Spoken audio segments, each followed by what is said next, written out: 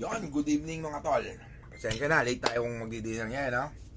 Medyo pagod sa trabaho.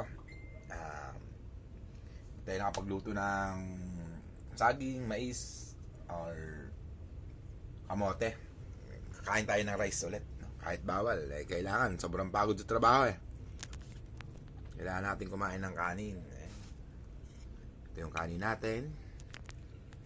Yan, tapos yung ulam natin, chicken. Yan. Thank you. Kain tayo mga tol. Shoutout nga pala sa atin lahat, mga followers natin. Yung Star Angel natin kanina, maraming salamat sa tol. Bawi ako next time. Ayan. Kain tayo.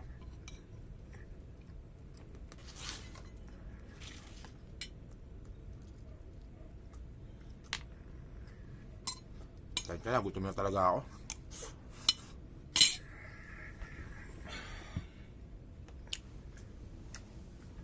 Pagod na, gutom pa mga tol. Shoutout sa inyo lahat. Mga mag-anak natin yan, shoutout sa inyo. Good evening. Ingat kayo palagi. Kakain muna tayo. Good night.